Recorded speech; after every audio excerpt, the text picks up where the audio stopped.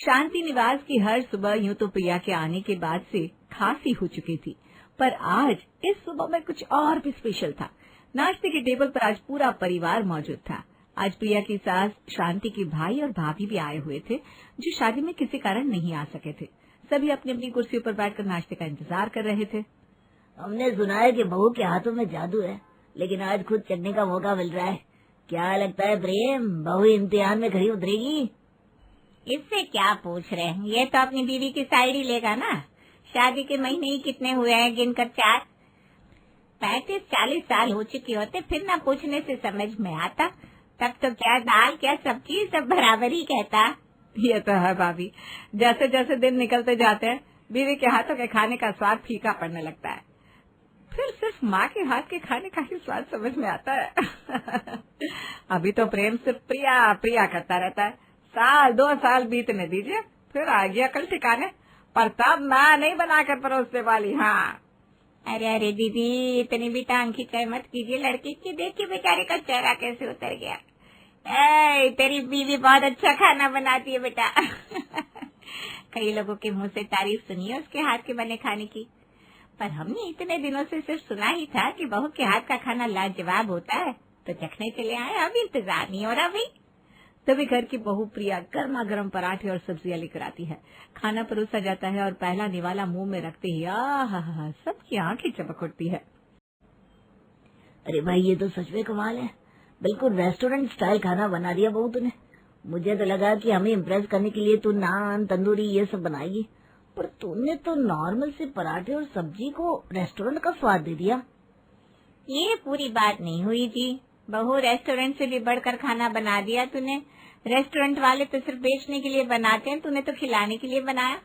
तुझे तो बिजनेस शुरू कर देना चाहिए, तेरा खाना सुपर हिट होगा।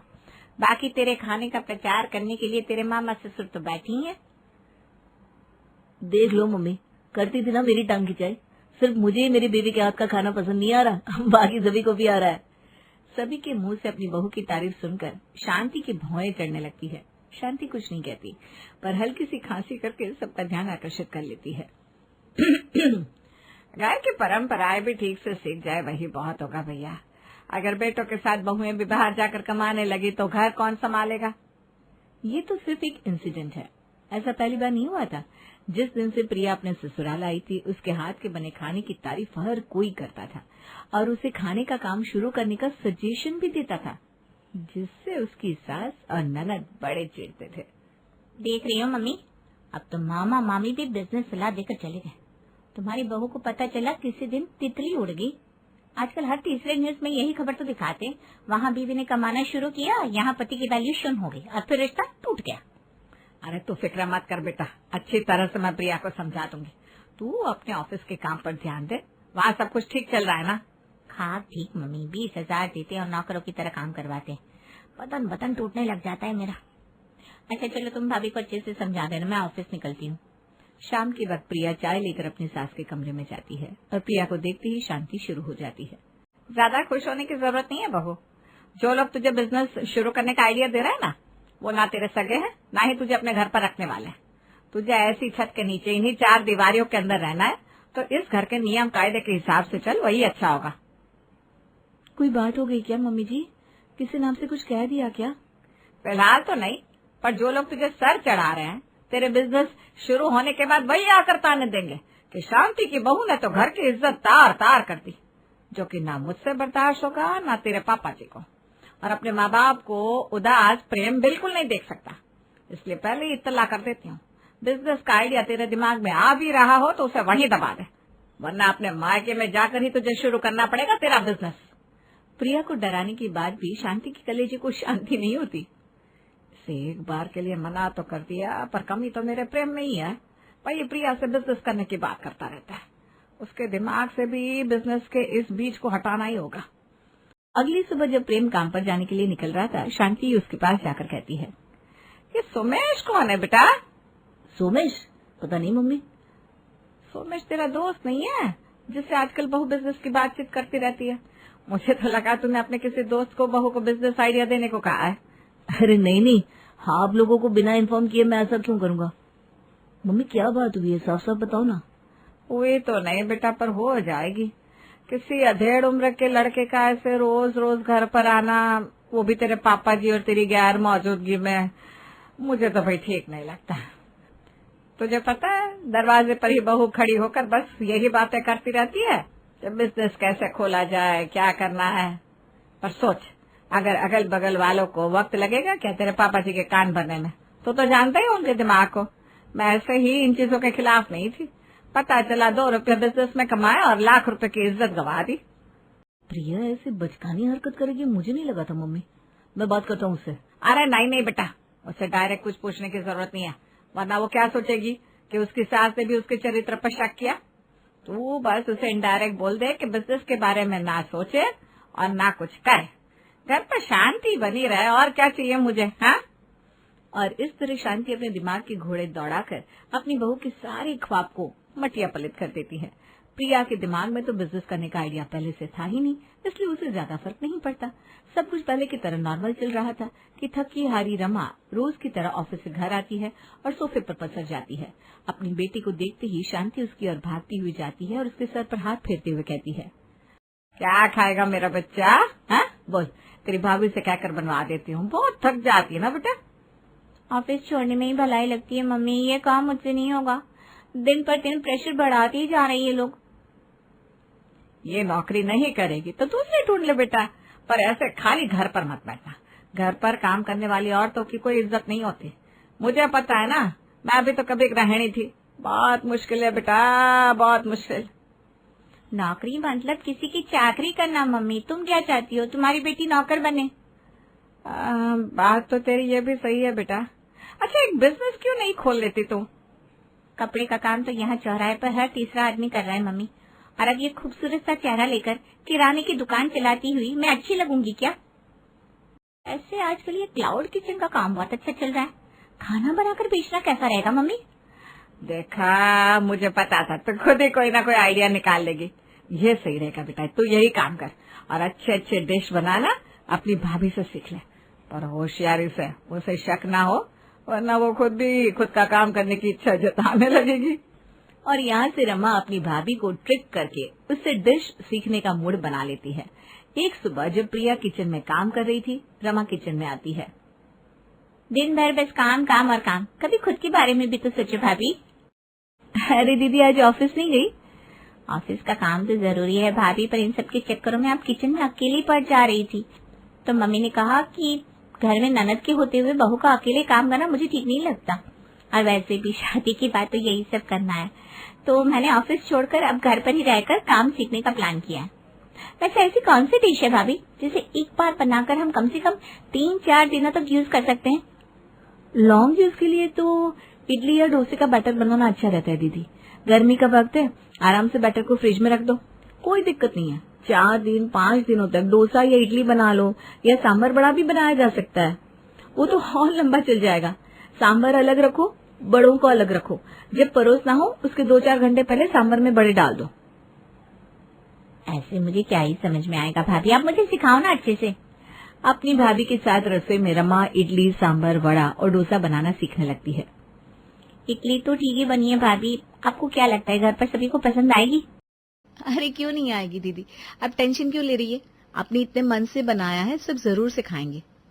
सिर्फ मन से बनाने से नहीं होता ना भाभी, बाद में बिकेगा कैसे? मेरा मतलब है दिखेगा कैसे, मतलब कि लगना चाहिए ना मैंने कुछ अलग बनाया है। रमा के बनाए हुए इडली और डोसे को प्रिया अपने बनाए हुए चटनी और सांभर के साथ परोसती है। जीती रह बेटा, जीती रह। मुझे पता था तू जो काम छुएगी ना उसे सोना कर देगी। ये सांभर और चटनी तो आज प्रिया के हाथ के बने सांभर चटनी से भी स्वादिष्ट लग रहा है। और इडली डोसा कैसा है मम्मी? अरे बेटा, इडली और डोसे में क्या ही मेहनत, मेन काम तो सांभर और चटनी करता है। सांभर और चटनी तुम्हारी बहू ने बनाया है मम्मी, मैंने सिर्फ डोसा और इडली बनाई है। और आसान नहीं होता डोसा इडली बनाना, डोसे को क्रिस्प करना होता है, इडली को सॉफ्ट बनाना होता है। रमा समझ जाती है कि सिर्फ इडली और डोसा बनाने से नहीं होगा, सांभर और चटनी सीखना भी बहुत जरूरी है। और अपनी भाभी को खंखोर खंखोर कर रमा चटनी और सांभर बनाने की रेसिपी सीखने लगती है। आज 15 दिनों की मेहनत के बाद रमा फाइनली सांभर बनाकर सभी को डाइनिंग टेबल पर परोसती है। इतने से सांभर बनाइए बेटा, इतने सांभर में कौन क्या खाएगा? सांभर मैंने बनाई है पापा जी, टेंशन मत लीजिए। ये तो दीदी की बनाई हुई सांभर है। पहले आप सब इसके साथ इडली और बड़े खा लीजिए, फिर मेरा बनाया सांभर तो है ही। दीदी को बड़ा मन था आप सबको अपने हाथ का बना खाना खिलाने का। जितना मन रमा का हम सबको खाना खिलाने का है, उतना मन हमारे खाने का भी है। पर इतने से सांभर में बड़ा डुबोए कहाँ? अगर खाना बनाना सीख रही हो तो अच्छे से बनाना सीखना चाहिए ना रमा। इसी तरह दिन पर दिन बीतते जा रहे थे, पर रमा के हाथ में परफेक्शन नहीं आ रहा था।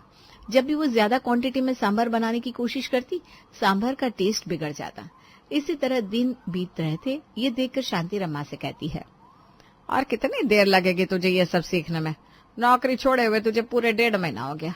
मुझे तो लगता है इसी तरह पूरा साल सांभर बनाना सीखने में ही बिता देगी तू। काम शुरू करना है कि नहीं तुझे, या अपनी भाभी की तरह रसोई में ही जी लगने लग गया है तेरा? ऐसा नहीं है मम्मी, मैं अंदर अंदर काम कर रही हूँ। मेरी एक फ्रेंड के घर का एक कमरा खाली है, उसी में मैं क्लाउड किचन बना लूंगी। वहाँ फ्रिज, गैस, बर्तन वगैरह का अरेंजमेंट भी करवा देगी वो। तो इडली, सांभर, वड़ा, डोसा, कोल्ड कॉफी या मैगी, ये सब तो मैं ऐड कर दूंगी। पर बिना सांभर की कैसे क्या होगा? मैं तो ज्यादा क्वांटिटी में सांभर बना ही नहीं पा रही हूँ। कस्टमर मांगेंगे तो क्या करूंगी? एक तो तेरा काम नया है, तो जरूरी तो है नहीं कि हर रोज ही ऑर्डर आए। बाकी अपनी भाभी के पास सांभर बनवा कर 2-3 दिन तक काम चला ही सकती है तू। अब वो कैसे बनवाना है ये तुझे खुद समझना होगा। सब कुछ मैं तुझे नहीं बता सकती। मुझे बाकी कुछ नहीं पता। जल्द से जल्द अपना काम शुरू कर बेटा, हो सके तो इसी हफ्ते से। और रमा अपनी फ्रेंड के साथ मिलकर अपने क्लाउड किचन का काम शुरू कर देती है और स्विगी, जोमेटो पर अपने क्लाउड किचन का नाम रखती है दी साउथ इंडियन थाली। एक सुबह अपने कमरे से तैयार होकर रमा बाहर निकलती है और सभी से कहती है, मैंने ऑफिस ज्वाइन कर लिए मम्मी, पापा, भाभी, भैया। आपसे फिर से मेरा वर्किंग मोड ऑन हो गया। ये तो अच्छी बात है। बीच में ब्रेक लेकर घर का काम भी सीख लिया और वापस से काम पर भी लग गई।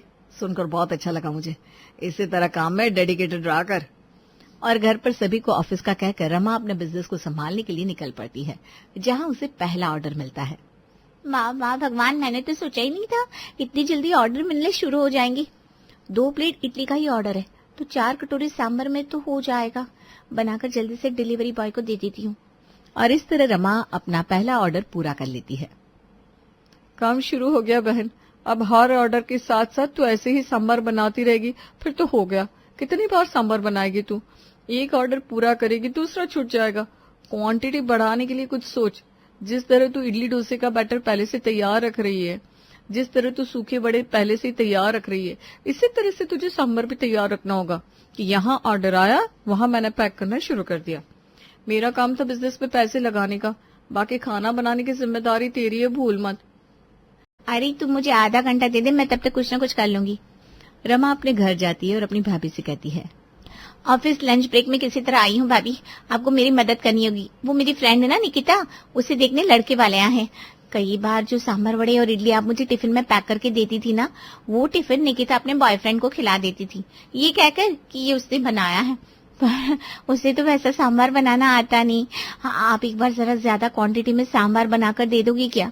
वो ना इडली के साथ अपने ससुराल वालों को परोस देगी, वरना अगर ये राज खुल गया ना तो उसका होता होता रिश्ता भी कट जाएगा। अरे बाप रे बाप, ये तो बहुत बड़ी टेंशन मोड़ ली निकिता ने। आप फिक्र मत कीजिए दीदी, मैं अभी सांभर बना देती हूँ। आखिरकार एक लड़की के रिश्ते की बात है। बड़े से पतीले से प्रिया सांभर तैयार कर अपनी ननद को थमा देती है और उस सांभर के पतीले को अपने स्कूटी पर लेकर रमा निकिता के घर पहुंच जाती है और हो जाती है साउथ इंडियन थाली से ऑर्डर की डिलीवरी शुरू। सिर्फ एक ही दिन में अच्छी खासी रेटिंग आ गई रमा। हमारे इस काम को अगर हम अच्छे से करते रहे ना तो पूरे शहर में फेमस हो जाएंगे। फिर और डिशेस ऐड की जा सकती है। क्या कहती हो बहन? तुझे तो बस सांभर लाते रहना है। 3 दिन तक किसी तरह रमा इस सांभर से काम संभालती है। फिर 3 दिन बाद उसे वापस अपनी भाभी के पास जाना पड़ता है। भाभी भाभी, आपके सांभर का तो जवाब नहीं है। ऑफिस में सभी ने लंच ब्रेक में मुझे घेर लिया, घर से सांभर मंगवा कर दी। आपके हाथ का बना सांभर सभी को खाना है, प्लीज बना दो ना। देखकर बनाना, कम से कम 18-20 एम्प्लॉइज है। इतने सारे लोगों के लिए सांभर बनाना, जितनी देर में काम होगा उतनी देर में तो आपका ऑफिस शुरू भी हो जाएगा दीदी। कोई दिक्कत नहीं ना भाभी, बॉस ने मुझे खुद ही भेजा है, आप बनाओ तो। रमा फिर से दिमाग लगाकर प्रिया से सांभर बनवा लेती है। इसी तरह दिन बीत रहे थे, कभी कोई ड्रामा कभी कोई ड्रामा। फिर एक दिन प्रिया के घर पर उसकी सहेली आती है मिठाई का डब्बा लेकर। तूने अच्छा काम शुरू किया और मुझे बताया भी नहीं। मैं तो हमेशा ही कहती थी तुझे खाने का बिजनेस शुरू करना चाहिए, बताना तो चाहिए था मुझे। और आपसे ना मुझे डिस्काउंट चाहिए। एक तो तू सांभर ना के बराबर बेचती है, कम से कम मुझे तो भर भर कर दिया कर। तुम ये क्या कह रही हो, मुझे कुछ समझ में नहीं आ रहा। ज्योति, किसने बिजनेस शुरू किया है? मैंने तो कोई बिजनेस शुरू नहीं किया है। मतलब तेरी ननद ने और तूने मिलकर ही साउथ इंडियन थाली खोली है ना? ज्योति की पूरी बात सुनकर प्रिया तो हक्की बक्की रह जाती है, क्योंकि उसे इसके बारे में कुछ पता ही नहीं था। मतलब इसी कारण से दीदी मुझसे सांभर बनवा रही थी। मुझे तो अब भी विश्वास नहीं हो रहा बहन। तू 2 मिनट रुक, मैं अब भी ऑर्डर प्लेस करती हूँ। खाकर तो पहचान जाएगी ना अपने सांभर को। अभी भी विश्वास नहीं होता तो चल, तुम्हें तुम्हारी ननद के क्लाउड किचन में ले चलती हूँ। उसकी जो बिजनेस पार्टनर है ना, वो मेरी जेठानी की बहन ही तो है। ये सुनकर प्रिया के पैरों तले जमीन खिसक जाती है। रात को जैसे ही प्रेम घर पर आता है, प्रिया इस बारे में उसे सब बता देती है। अब मैं समझा कि तुम झूठ झूठ क्यों मेरे कान भरती थी मम्मी, क्योंकि तुम नहीं चाहती थी कि तुम्हारी बहू आगे बढ़े। और इस बहू के खाने की तकनीक को तुमने अपनी बेटी को सिखा दिया और पैसे कमाने लगी वो। ये कहाँ का न्याय है मम्मी? और तुम्हें क्या लगा कि रमा मेरी बीवी से 2-3 डिशेस सीख कर खुद का बिजनेस शुरू कर लेगी और इसे रसोई में झोंक देगी? बिल्कुल नहीं। तुम्हें आता है मुश्किल से 4 कटोरी सांभर बनाना, और मेरी बीवी तो पूरा समंदर है समंदर। तुमने 1 लोटा क्या ले लिया, खुद को बिजनेस वुमन समझने लगी। बहुत छोटी सोच निकली तुम दोनों माँ बेटियों की। अब से तुम अपना बिजनेस करोगी और तुम्हारा क्लाउड किचन होगा, तुम्हारा खुद का किचन। प्रिया, तुम्हें किसी से डरने की जरूरत नहीं है। अब वक्त आ गया है खुद के टैलेंट को लोगों को दिखाने का। और कुछ इस तरह अपने पति का साथ पाकर प्रिया अपना खुद का खाने का बिजनेस शुरू कर लेती है।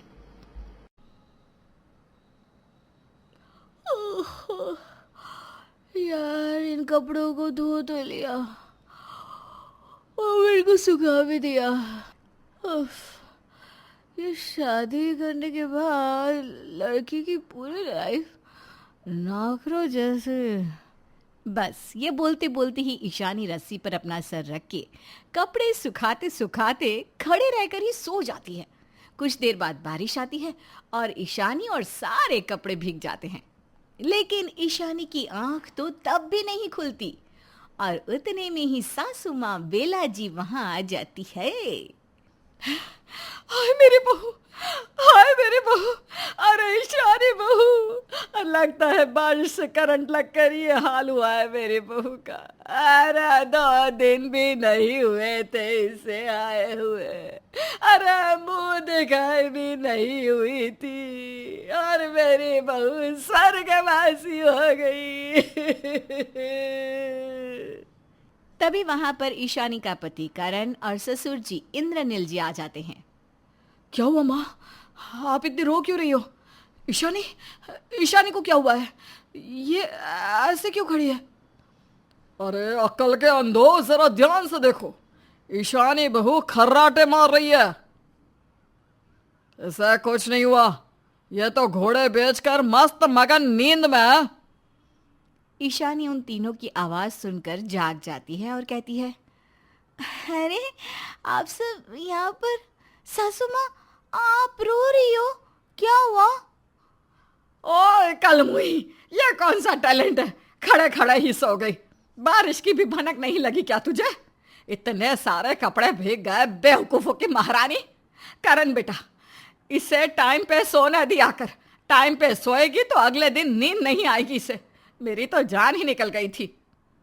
लेकिन मैंने क्या किया है? मैंने थोड़ी इसकी नींद रोक रखी है। ये कहानी है ईशानी की। ईशानी एक बहुत ही सुस्त और आलसी लड़की थी। वो दिन के 8 पहर बस सोती ही रहती। उसकी इस बुरी आदत से उसके माता पिता निर्मला और केशव जी काफी परेशान और चिंताग्रस्त थे। लेकिन जैसे तैसे उसकी शादी एक बड़े घराने में करण के साथ हो जाती है।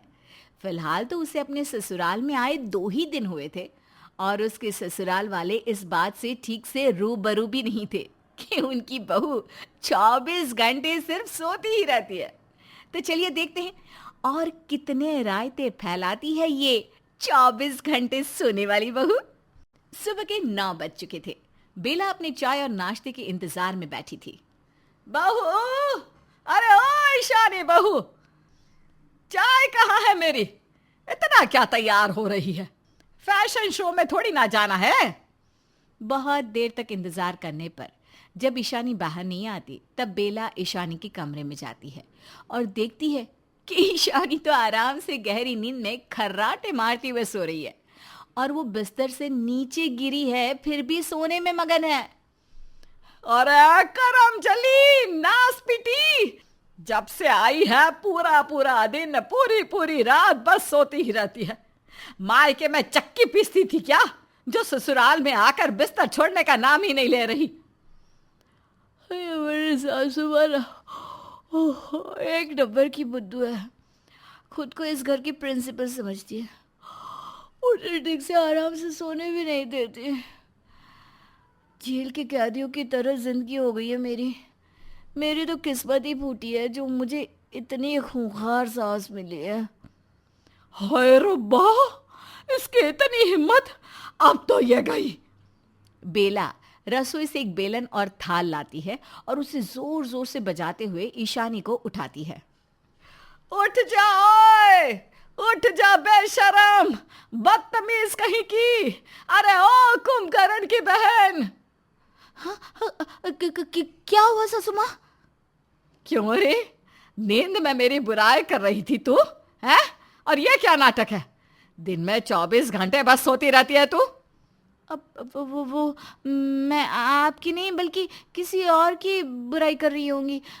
सॉरी सासू माँ, अब मुझे ना नींद आती है तो मैं क्या करूं? मैं क्या करूं?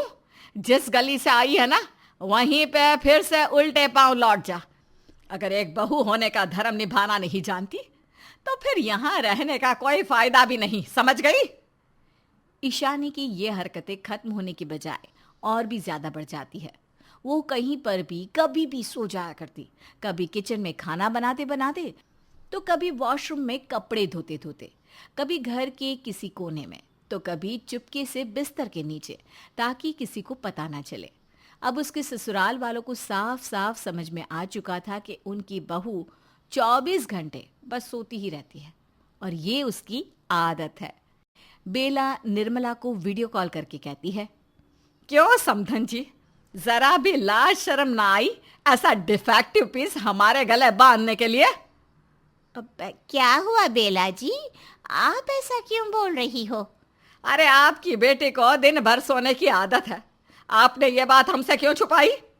पहले 2-3 दिन तो हमें लगा शादी ब्याह के फंक्शन की थकावट के कारण हो रहा होगा ऐसा, लेकिन अब तो 1 महीना हो गया है और आपकी राजकुमारी किसी 3 महीने के बच्चे की तरह है, सारा दिन सोती ही रहती है।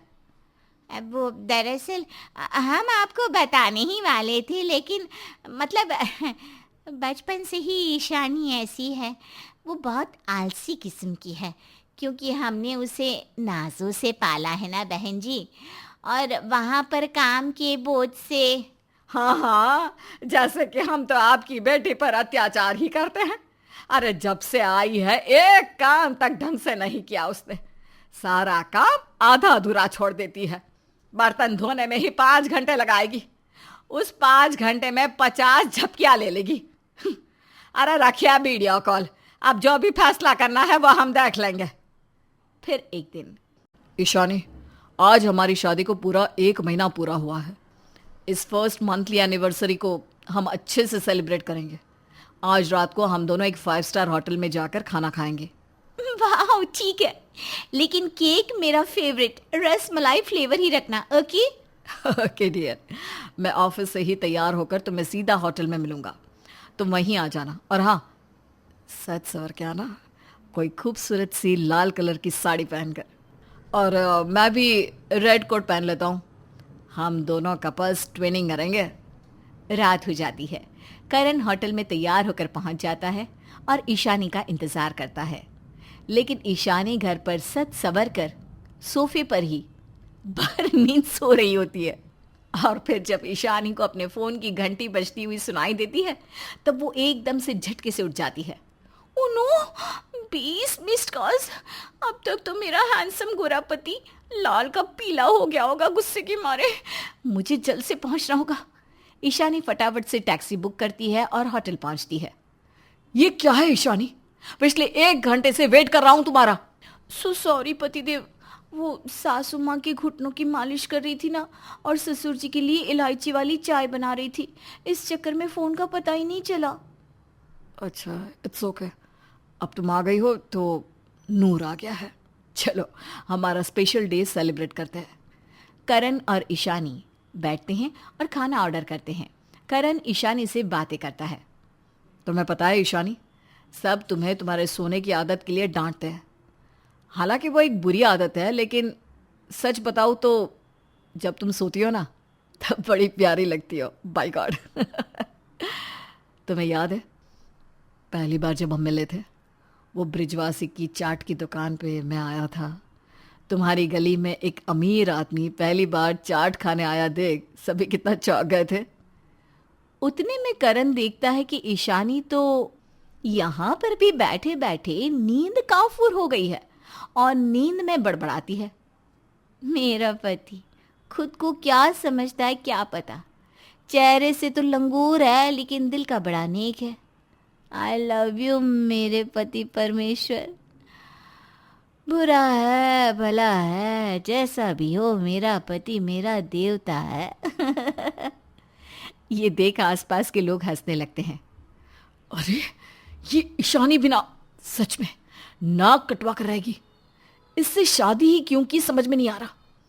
काश उन 7 फेरों को मैं फिर से रिवाइंड करके शादी का मंडप छोड़ के भाग जाता। नींद खोर कहीं की। अगले दिन करण ईशानी से बात नहीं करता। नाश्ते पर, क्या हुआ है करण, तुम मुझसे ठीक से बात क्यों नहीं कर रहे हो? अरे कैसे करेगा, तुम्हें पता भी है कल रात को तुम होटल में ही सो गई थी और नींद में कुछ भी बड़बड़ा रही थी, जिसके कारण करण की इज्जत की धज्जियां उड़ गई। सब तुम पर हंस रहे थे। अरे बहू अब तो सुधर जाओ, और सोना ही है तो 24 घंटों में से 10 से 12 घंटे सो जाओ, लेकिन पूरे के पूरे 24 घंटे हरगिज नहीं। अरे जाने दीजिए ना, गधे के सामने भगवत गीता रखकर क्या फायदा। एक रोज बेला, इंद्रनील और करण का व्रत होता है। तीनों रात में अपना व्रत तोड़ने वाले होते हैं। तभी, आज तो जल्दी जल्दी सारा खाना बनाऊंगी, भले ही दाल में शक्कर और खीर में नमक एक्सचेंज हो जाए तो भी चलेगा, बस सारा खाना टाइम पे बन जाना चाहिए, वरना तीनों की तीनों बंदूक तान कर खड़े हो जाएंगे मेरे सामने। लेकिन ईशानी बेचारी नींद और आलस की मारी वो गैस पर चने का कुकर रखकर छोड़ देती है और रसोई में ही चैन भरी नींद में सो जाती है। उसे अपने आसपास की कोई खबर नहीं रहती। काफी वक्त बीत जाता है और फिर प्रेशर के मारे कुकर ब्लास्ट होकर फट जाता है। वो तो अच्छा होता है कि ईशानी गैस से दूर होती है। ये सब सुनकर सभी रसोई में तुरंत आ जाते हैं। हाय राम, कुकर फट गया। हाँ सासू माँ, वो एक्चुअली मैं फिर से सो गई थी। वो तो अच्छा है कि मैं गैस से दूर थी, वरना आज तो मेरी शामत आना तय था। बाल बाल बची हूँ मैं। अरे बहू ध्यान रखा करो, एक दिन अपने साथ साथ हम सबको भी ले डुबोगी। इतना सोगी ना तो सर पे पीपल का पेड़ उग जाएगा। अरे सत्यानाश तो कर दिया ही है इस निकम्मी ने। अब बाहर से ऑर्डर करो खाना, व्रत जो खोलना है। और कितने पाप लेगी अपने सर पर। अरे बहुएं घर की लक्ष्मी होती है और तू दिन रात सुबह शाम सोती रहती है। ऐसे में घर में पनौती तो आएगी ही ना। ये पनौती कौन है सासू माँ? आपकी बहन है क्या? I mean, मेरी मौसी सास आने वाली है क्या? हे भगवान। ईशानी इस हादसे से थोड़ा घबरा जाती है और अब वो थोड़ा थोड़ा चौकन्ना रहने लगती है। कुछ दिनों बाद शादी के बाद कुंवारी हो गई। Hey guys, welcome back to my channel.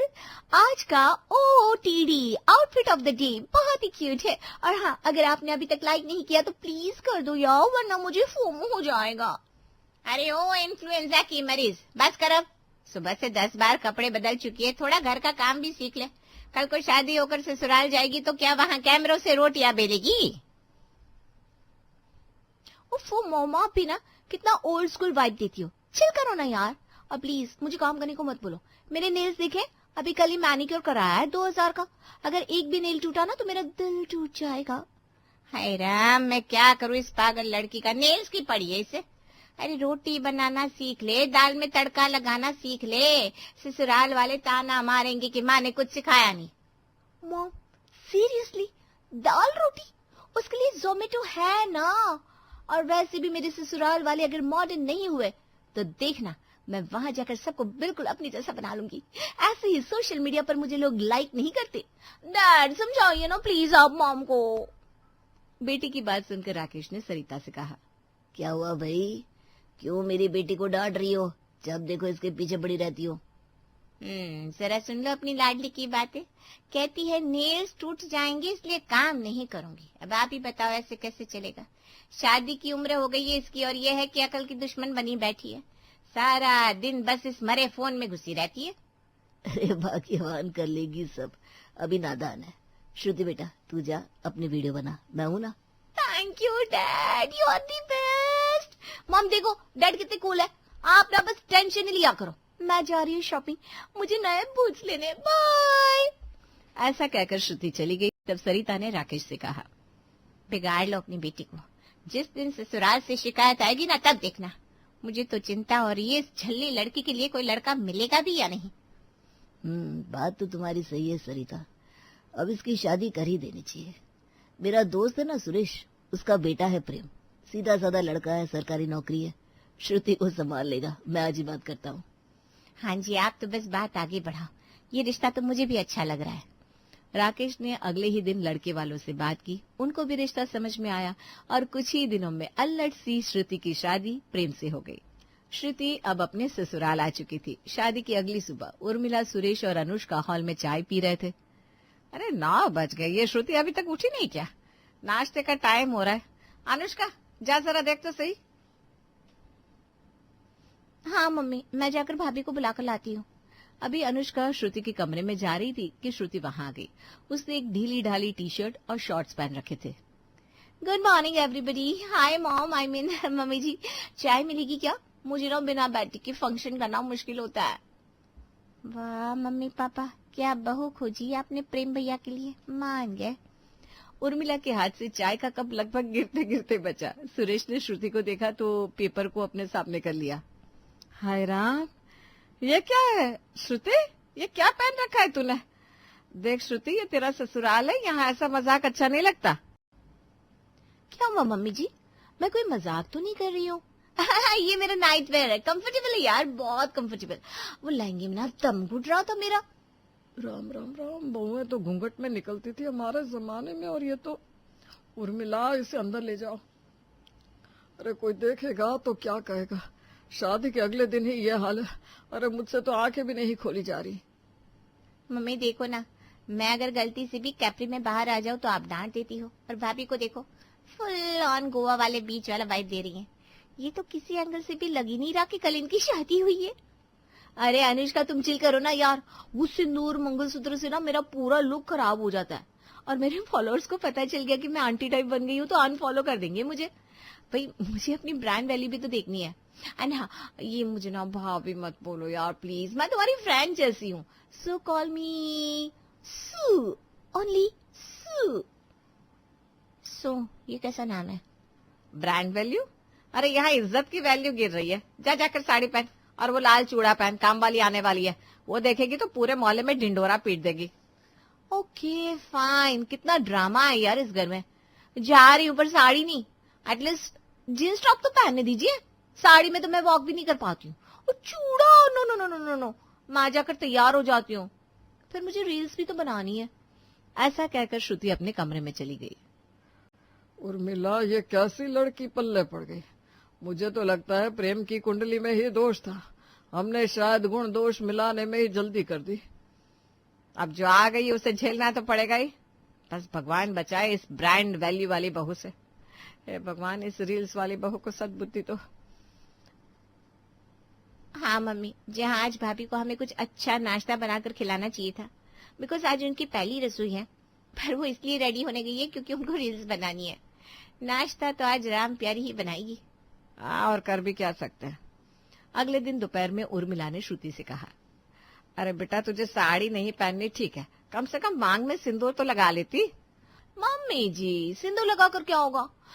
Okay okay okay, red colour ही सर पे रखना है ना। ये लीजिए, मैंने रेड कलर का हेयर बैंड लगा लिया। कूल ना? कूल की बच्ची, तुझे किचन में कुछ पकाना वकाना आता है कि नहीं? क्या क्या आता है बता। मुझे बस रील्स बनाना आता है, और अगर कोई टेस्टी खाना बनाए तो मैं टेस्ट करके उसको बता सकती हूँ क्या कम है क्या नहीं है। मम्मी क्या पीस देकर लाई हो आप मेरे लिए? वाह। श्रुति मैं कुछ नहीं जानती, किचन में राम प्यारी खाना बना रही है, तुम जाकर उससे पूछ पूछ कर काम करो। ओके जाती हूँ, आज किचन में ही रील्स बनाऊंगी। हे भगवान। अब श्रुति ने किचन में जाकर राम प्यारी से कहा, हाय राम प्यारी क्या बना रही हो? वो भाभी आज मैं शाही पनीर बना रही। राम प्यारी थोड़ा साइड हो जाना, तो फ्रेम में आ रही है, मेरी वीडियो की एस्थेटिक खराब हो जाएगी। अरे भाभी सब्जी जल जाएगी अगर मैं हटेगी तो। 1.5 घंटे से मसाला भून रही है मैं, मेरी मेहनत को खराब मत करो। ओफो कितना बोलती है तू, बस 10 सेकंड के लिए हट जाना, मुझे फाइनल टच देना है वीडियो को। और सुन, वो धनिया की पत्ती मुझे पकड़ाना, मैं ऊपर से डालूंगी। राम प्यारी साइड होती है। श्रुति एकदम से थकने की एक्टिंग करते हुए कैमरा ऑन करती है। Hi guys, welcome back to my kitchen. आज मैंने अपनी प्यारी फैमिली के लिए स्पेशल शाही पनीर बनाया है। ट्रस्ट मी गाइस, किचन में इतनी गर्मी है, मेरा मेकअप भी मेल्ट हो रहा है, बट यू नो फैमिली के लिए सब चलता है। Look at this yummy texture guys. ऐसा कहकर श्रुति कढ़ाई में चमचा घुमाती है, ऊपर से धनिया छिड़कती है, फिर वीडियो बंद करके तुरंत नॉर्मल हो जाती है। हो गया, चल अब तू रोटियां बना ले। ये शाही पनीर है ना, रुक मैं थोड़ा टेस्ट कर लेती हूँ। ये भगवान कैसी लुगाई है। प्याज मैंने काटे, आंखी मेरी जली, सारे मसाले तैयार करके सब्जी मैंने बनाई, और वीडियो में ये महारानी बन गई शेफ। कलयुग है भाई, घोर कलयुग। राम प्यारी ने श्रुति को देखकर धीरे से खुद से कहा, पर श्रुति तो अपनी ही धुन में मगन थी। उससे कोई क्या कह रहा है, क्या सोच रहा है, उससे श्रुति को कोई फर्क नहीं पड़ता था। पर उसके इस बचपने से घर के सारे लोग परेशान थे। 2 दिन बाद पड़ोस की सरला, बिमला और कांता श्रुति को देखने के लिए घर आए। अरे उर्मिला, प्रेम की शादी कर ली पर नई बहू से मिलाया तक नहीं। कोई कोहिनूर हीरा ढूंढ कर लाई हो क्या, जो छुपा कर रखा है? अरे नहीं नहीं, ऐसी कोई बात नहीं है, शादी की भागदौड़ में याद ही नहीं रहा। मैं बस तुम लोगों को बुलाने ही वाली थी। अब इन लोगों को क्या बताऊं कैसा पत्थर खोजा है मैंने मेरे प्रेम के लिए। अरे कैसी है प्रेम की दुल्हन, मिला तो सही। तेरे घर की बहू है तो संस्कारी तो होगी ही। हाँ हाँ चलो बुला उसे, और साथ में कुछ चाय नाश्ता भी मंगा ली। हाँ हाँ बुलाती हूँ। अरे श्रुति बेटा देख, पड़ोस की आंटी आई है, उनके लिए कुछ चाय नाश्ता वगैरह तो लेती आ। आवाज सुनकर श्रुति ने राम प्यारे से कहकर चाय और नाश्ता ट्रे में लगवाया और फिर बाहर हॉल में ले गई। लो आ गई मेरी बहू, बहुत सेवा करती है। हेलो आंटीज, व्हाट्सअप, ये लीजिए चाय, मैंने स्पेशली आप सबके लिए बनाई है। हाय झूठी, जब से मैं आए लिए मेरे से डबल काम करवाती है, और फिर वीडियो में मोहल्ले में अपना नाम करती है।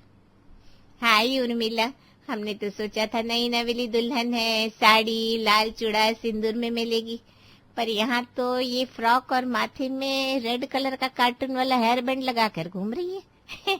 कौन कहेगा इसकी अभी अभी शादी हुई है। अरे ठीक है ना, मैं बहू के ऊपर ज्यादा रोक टोक नहीं करती, उसका जैसा मन है वैसे रहे। ये तो सुबह सुबह तैयार होकर आ गई थी, मैंने ही कहा तू जिसमें कंफर्टेबल है वही पहना कर बेटा। अरे उर्मिला तू तो बड़ी मॉडर्न निकली, दूसरों की बहू में तो बड़ा मिनमेक निकालती थी, अपनी बहू क्या आई, तेरे तो सुर ही चेंज हो गए। वो अब क्या करे, बहू के सुर में सुर मिलाना ही पड़ता है। मैं समझ रही हूँ उर्मिला तेरी दशा। श्रुति सबको चाय देने के बाद अपने लिए एक बहुत बड़ा अजीब सा कॉफी मग लेकर आई, जिस पर एक कार्टून यूनिकॉर्न बना था और उसमें बर्फ तैर रही थी। अरे बेटा ये क्या है, तू चाय नहीं पिएगी? और ये लोटा जैसा कप किसका है, कोई बच्चा भी है क्या घर में? ओह नो आंटी, ये लोटा नहीं है, ये मेरा पुकी मग है। मुझे हॉट कॉफी से ना एसिडिटी और हीट हो जाती है, मैं सिर्फ कोल्ड कॉफी पीती हूँ, वो भी स्ट्रॉ से। It's vibe. वाइब अच्छा सुना है दोपहर में शाही पनीर तूने बनाया था, तेरी सास बड़ी तारीफ कर रही थी। रेसिपी तो बता बेटा, मैंने भी ट्राई किया पर रंग नहीं आया। अरे आंटी वो ना मेरी सीक्रेट रेसिपी है, उसमें मैंने इटालियन हर्ब्स और थोड़ा सा लव मिक्स किया है। राम प्यारी को तो मैंने किचन से बाहर निकाल दिया था कि तू जा, मुझे डिस्टर्ब मत कर, है ना मम्मी जी। सुनकर उर्मिला ने अपना माथा पकड़ लिया। राम प्यारी जो पानी देने आई थी ये सुनकर ट्रे पटक कर चली गई। उर्मिला तेरी बहू तो बड़ी अलग है, शादीशुदा लगती नहीं, मांग में सिंदूर भी नहीं है। अरे आंटी सिंदूर में लेड होता है, उससे ना हेयर फॉल होता है, और वैसे भी दिल में प्यार होना चाहिए, मांग में रंग पोतने से क्या होगा, यू नो मॉडर्न थिंकिंग। श्रुति की बातें सुनकर तीनों एक दूसरे को देखकर हंसने लगी और थोड़ी देर में चाय नाश्ता करके चली गई। अगले दिन प्रेम के ऑफिस में पार्टी थी। शाम को प्रेम श्रुति को लेकर पार्टी में पहुंचा। श्रुति ने एक चमकीला गाउन पहना था। श्रुति प्लीज यहाँ थोड़ा धीरे बोलना, ये मेरे बॉस है, प्रमोशन इनके हाथ में है। अरे चिल करो ना डियर, इतना स्ट्रेस क्यों लेते हो, बी कूल। तभी प्रेम की बॉस उनके पास आए। हेलो प्रेम, ये तुम्हारी वाइफ है, nice to meet you. Hi sir, yes I am his wife और ये मेरा प्यारा सा बुग्गू है। घर पे तो ये इतना सीरियस रहता है जैसे देश का पीएम हो। क्यों मेरे बुग्गू, स्माइल करो ना, बॉस के सामने ऐसी ही शक्ल क्यों बनाई है। श्रुति की बात सुनकर वहां खड़े 4-5 कलीग्स की तो हंसी छूट जाती है। प्रेम शर्म के मारे लाल टमाटर हो जाता है। अरे वाह प्रेम भाई, हमें तो पता ही नहीं था तुम्हारा पेट नेम इतना क्यूट है, बुग्गू। बुग्गू सर एक ड्रिंक हो जाए या भाभी जी से पूछना पड़ेगा। ओह डोंट कॉल मी भाभी, कॉल मी सू। मिस्टर बुग्गू, तुम्हारी वाइफ तो बहुत फनी है। मैं जाता हूँ और भी गेस्ट से मिलना है, एंजॉय।